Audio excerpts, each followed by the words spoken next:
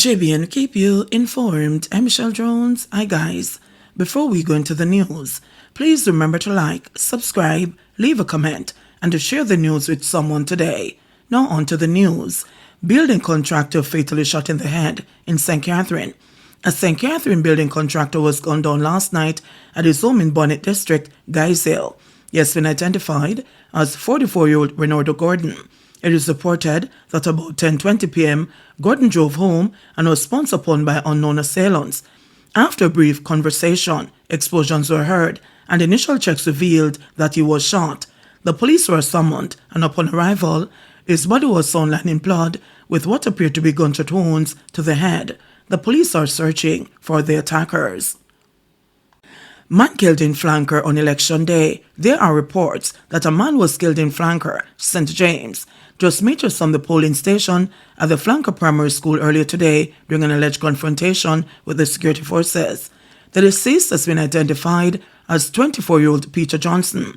Residents have, however, disputed the police account. According to the residents, Johnson, when accosted by police, raised his hands in an apparent surrender when he was gunned down by police. His mother is also denying the police's claim that he was armed. Can't be longer than that, go and market.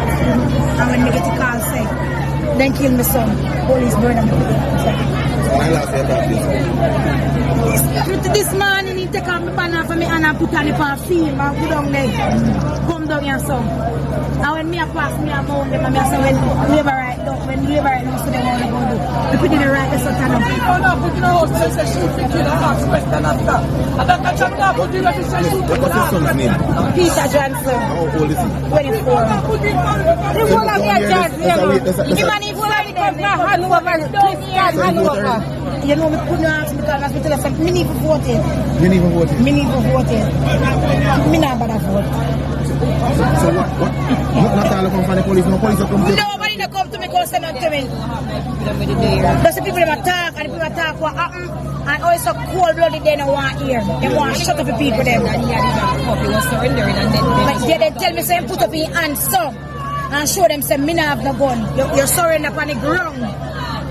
You surrender upon the ground and they still kill me picking. It better if you ain't have one gun. The gun when they say when they give, it better if you ain't have one gun for true. And then you're not dead for sitting. More than you're dead for nothing. Right this one dead, right this one. It better if you have one gun for true. You better have one gun for true, J-Lo.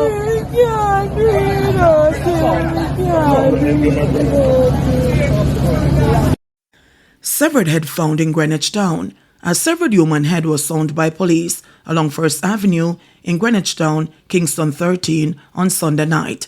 A video of the incident has since been posted on social media. Up to Monday afternoon, the body of the deceased had not yet been found. Reports received indicate that around 9:30 p.m., the police received information that the human head was in a box at the location.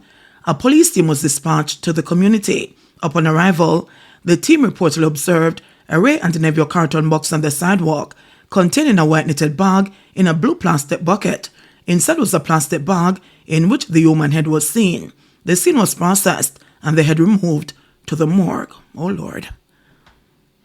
Driver shot dead in Linstead. A man was shot dead along the New Works Main Road in Linstead, St. Catherine on Monday morning. The deceased has been identified as 55-year-old Renford Paisley, a driver from Main Street in Bogwalk, St. Catherine.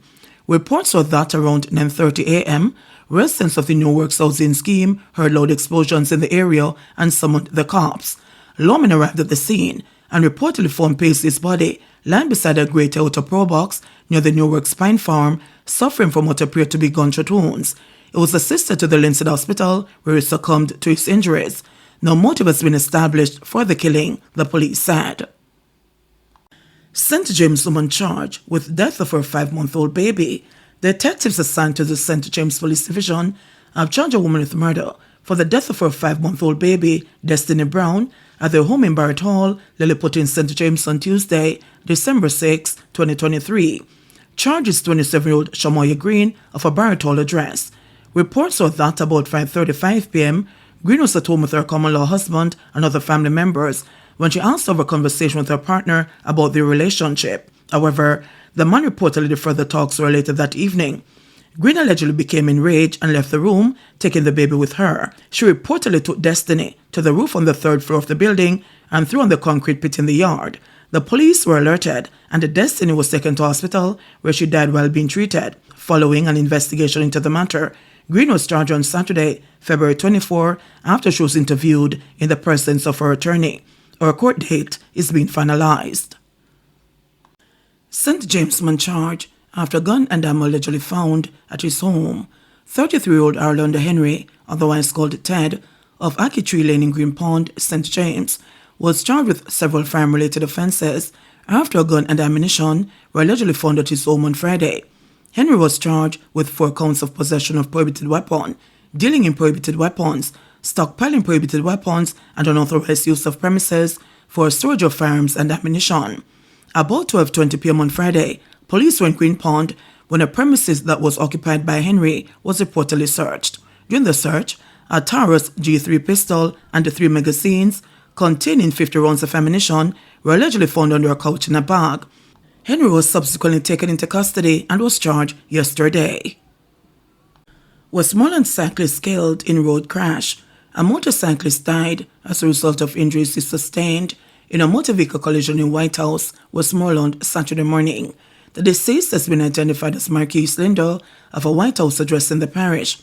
Reports are that about 8 p.m., Lindo was driving a motorcycle on the White House main road when, upon reaching the vicinity of the Church of Jesus Christ, he allegedly overtook a line of traffic, failed to keep left, and collided with a white Toyota Vauxhall motor car. He received injuries and was taken to the Savlamar Public General Hospital, where he was pronounced dead. The Westmoreland police are investigating. His death brings to 55 the number of road fatalities recorded since the start of the year. $37 million fire at Mona Heights Primary. A fire at Mona Heights Primary in St. Andrew early last Thursday morning damaged 3 classrooms and a storeroom. A preliminary estimate has put the loss of $37 million, according to Principal Alex Hepburn.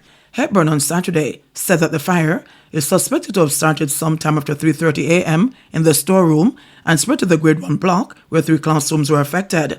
The cause of the fire has not yet been determined. We have lost our storeroom, we lost our smoothie bar, we lost 2 classrooms, and 1 classroom was minimally damaged. We also lost 6 refrigerators and a number of other small items.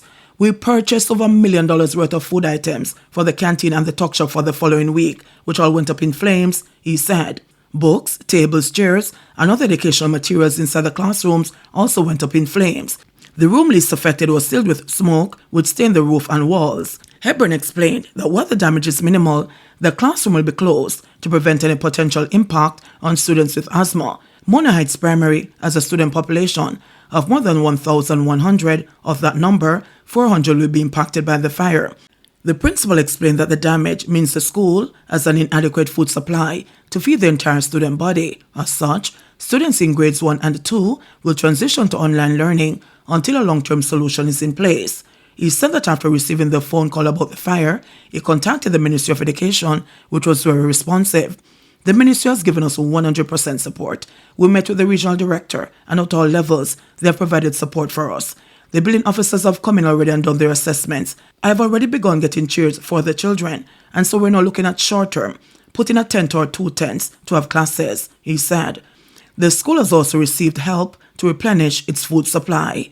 JBN will keep you informed. Please remember to subscribe, like, share, leave us a comment, and click the notification bell to receive our daily news items.